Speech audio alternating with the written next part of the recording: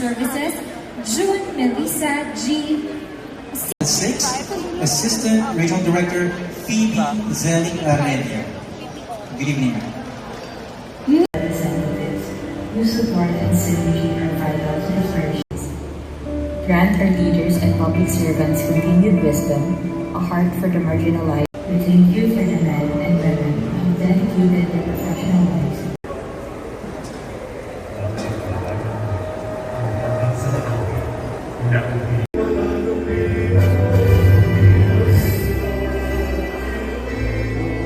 Region 6. We do have Mr. Royal Vincent G.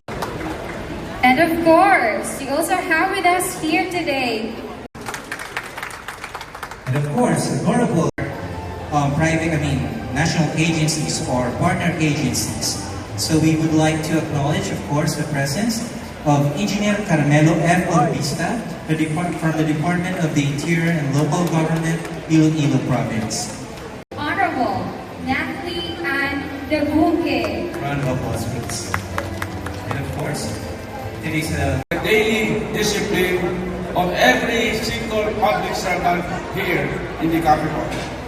We accept these awards not because we seek the applause, but because they validate the hard work we do for the Ilonggo and the marginalized. Sa aton mga kapamilya sa Barangay Capitolio, Of the province of Iloilo, no other than Honorable Governor Arthur Toto R. Defensor Jr. Kanan, kada maayong gabi. Thank you very much for giving time to this. You are very important. All of us here. For the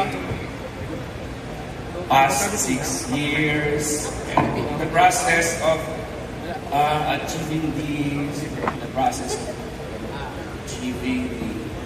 awards and the recognition, I would like to thank our Iloilo government, mga tao natin diri, especially our departments and our partners, international government, stakeholders, partners in the private sector, our Santiago Panlalawigan, headed by Vice Governor.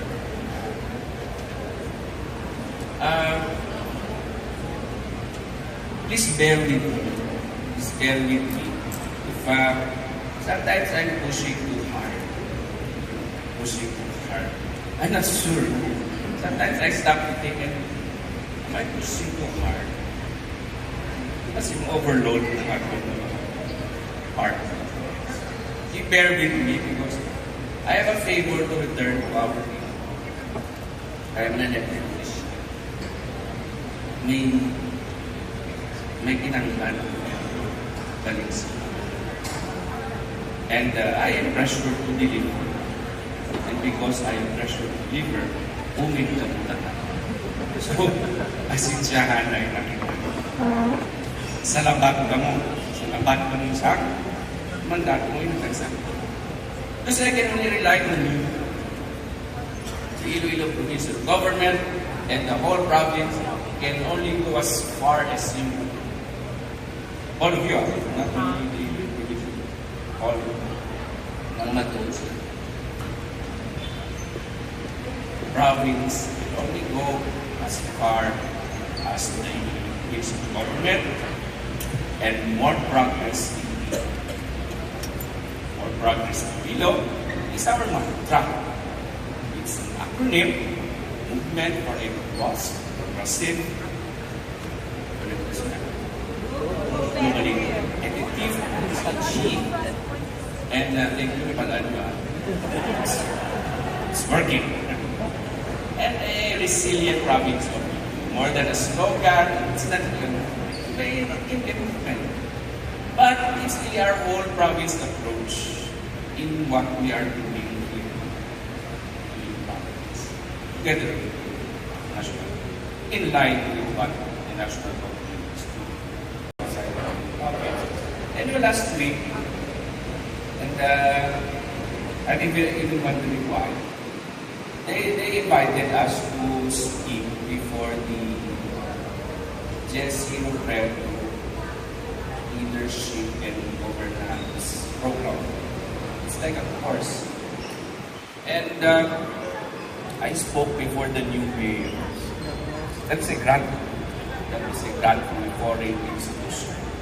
And they named it after Gen Zero Prep. And they tasked me to speak on it.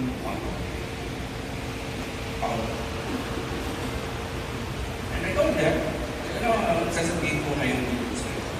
Hindi ko maalis sa kasi sa pag-intindi natin ang trabaho na. Parang tayo local security. And I then started explaining to them our education program.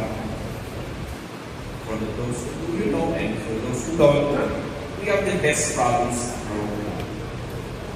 During this Wallace Provincia for more province. Program for an effective, relevant, and transformative educational system towards total development of the province. And I expect this is our program. I explained to them the executive board. I told them, I'm not trying to sell you the program. I'm not telling you to follow this.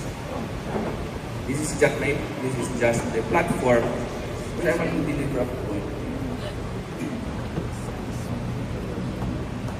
You know why?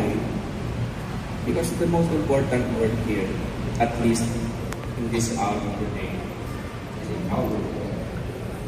And at the core of empowerment is intuition. Why?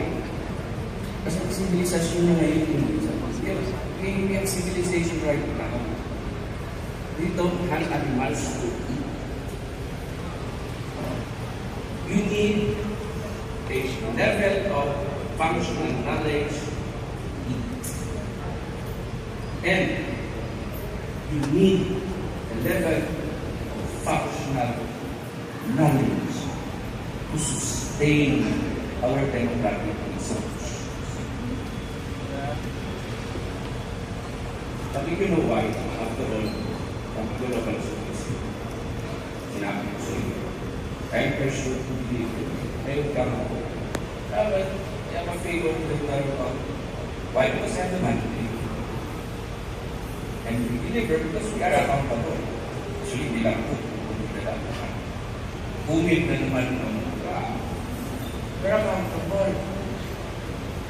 Hindi po. Mandate coming from our people. Me and you as a matter of consequence. But we have to deliver. We have to understand our bottom line. The mandate and the accountability that comes with it is empowerment. And usually when you talk about empowerment, it's just the people power, empowerment. But the empowerment in our setup starts with the people. But we return to empower them also. All our programs, everything that we are doing right now. And I'm sure pareho lang bottom line natin. So that our people can eat. At the risk of oversimplifying, I know that we need more in life. It's power. We deliver because we owe it to them to ensure that they have a good life. If you read our development class in the province, we call it we want a strong middle class. We define it simply as the people who can afford the basic necessities and those in the class who can afford to spend for this. Again, at the risk of oversimplifying. But again, we deliver. And fundamentally for education is that they become effective citizens. So that they can elect people who are competent and people who will do the right thing. And in that manner, you sustain the democratic institutions. It's inevitable that at the end of the day, you will come to the conclusion that the empowerment is served. They give the mandate first, they are accountable to them, we deliver. They make sure that they can comply with government and their every citizens. But again, they decide. You have a good Congress, you have a good judiciary, you have a good provincial government, and you have a good executive. That's how I explain it. And that's why we are doing all this. To deliver, to take upon the pressure. We like pressure here. I don't know if you feel the same way. I don't know if you feel the same way. And come on. But that's very happy. And that is why we are striving hard. That's why we are putting on this. That's why we are putting on this. Our bottom line is the same. Life for our effective citizens. And for that, education. I know there are no. We have food security, and everything. Again, I emphasize because we need a level of functional knowledge to eat. We need a level of functional knowledge establish and sustain our democratic institutions. If we can sustain that, we need our civilization. Okay? So a very difficult job, and we are all in this under one promise. All of us. And how do we do it? In our best. In our best. In our best. Call it good governance. Oh, that's good. But good governance is just the basic. That's only good, that's not even outstanding. But good governance is overrated. That's only minimum, that's good. After good, you have better. And you have best. One step below is already bad. So that is at the bottom of the hierarchy of, the hierarchy of what you call that. That's what we do. But nonetheless, we make it our standard, together with all. And we do it, I will not go to the details, by working hard with teams. You know, we are like athletes. You don't train if you are not going to compete. You don't train. So the bottom line is, the condition you work to go for the awards and the recognition that you promote, sponsor.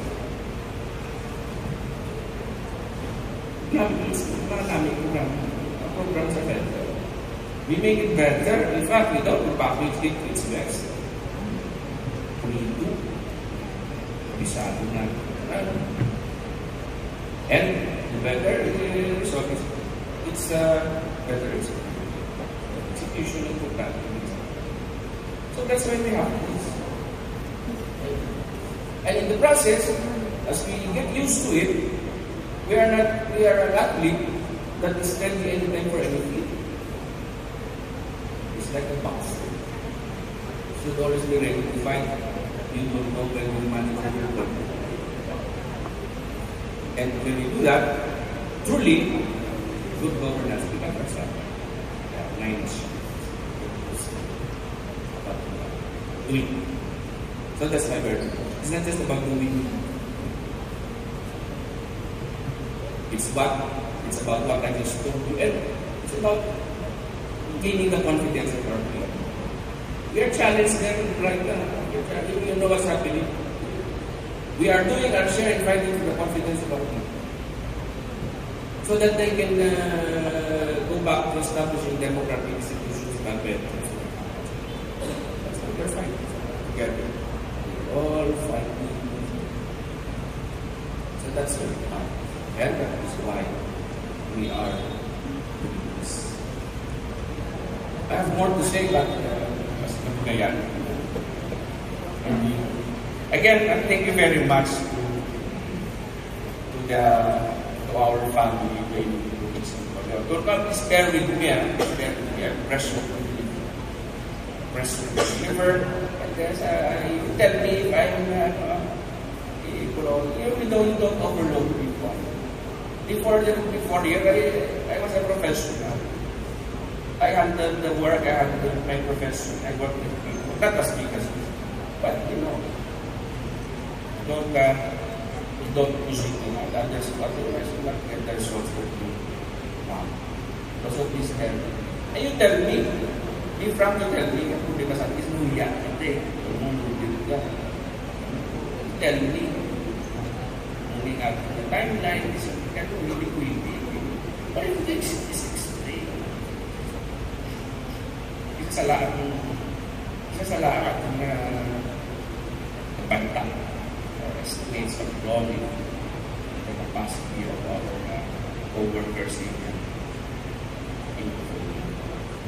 So again, salamat to our department heads and the board.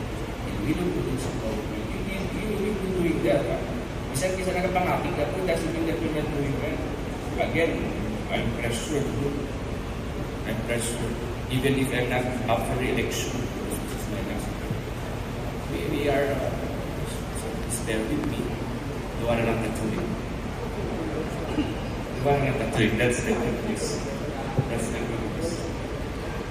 Duwa na natuloy kami yung to the Sangliang Panalbigan, of the past, to the present, the vice president, thank you very much for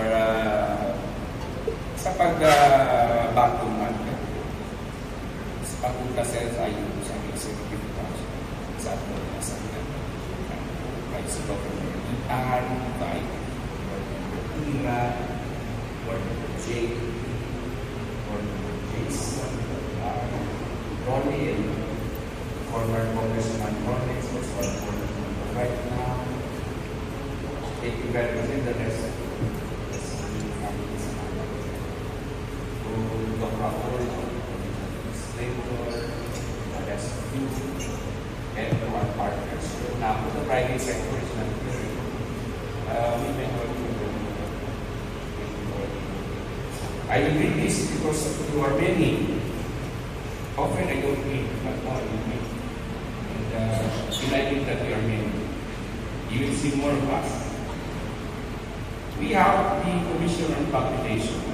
Engagements natin to see. The one way that we engage ourselves. But one way what we engage in, I don't think I'm of our achievements and what we have achieved so far is the level of engagements with the national government and our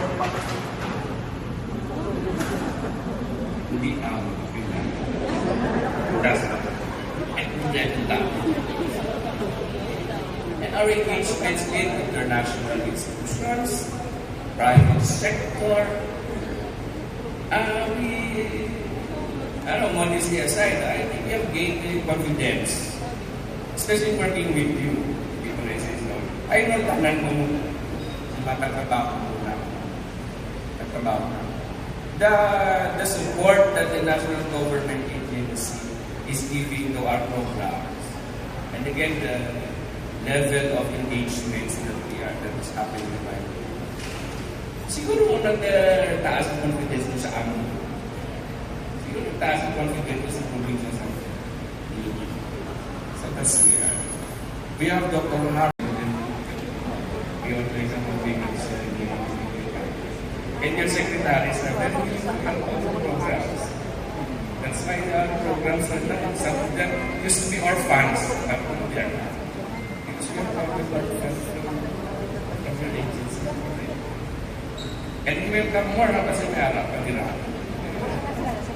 We welcome more of those funds. And for that, I would like to thank the President. May kita din ka mamayas. Without overestimating, they are favoring us in these. They are favoring us. And we thank that thing, President. I will end now on this movie. So again, thank you very much for your time. And from here, there's only one way. There's only one out.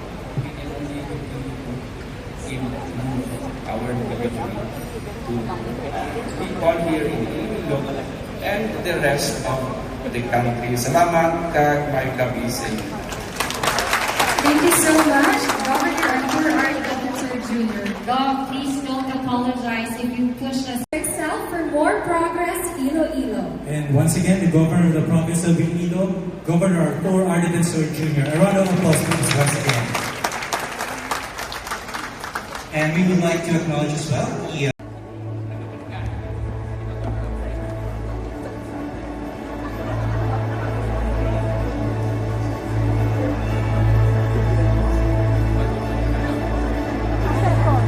We would like to request our Provincial Population Officer, Attorney Ruel Juan D. Superior, together with our division chiefs, Mrs. Chanel Pineda Aligada, Maria Shirley P. Hidalgo, and Maria Heidi Padilla to join Attorney Ruel Juan Superior.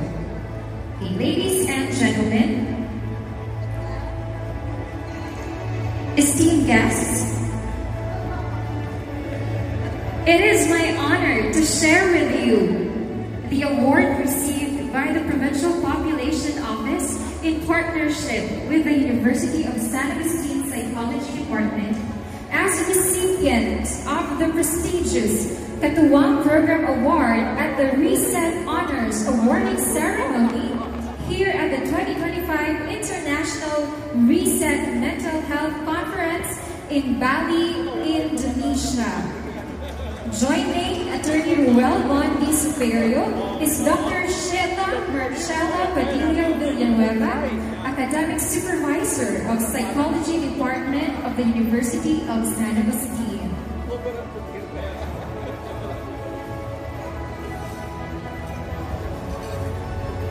Next award. In this award, we would like to request our DILG Regional 6 representative. And to top it off, the Office of the Provincial Treasurer is also the highest ranking among the 6 provinces in Region 6 with highest collection efficiency in 4 locally sourced revenue. The Treasurer's Office is also the highest ranking among the provinces in Region 6 with highest locally sourced revenue and business tax and taxes. And also the top 2 among provinces within 6 with a collection of 650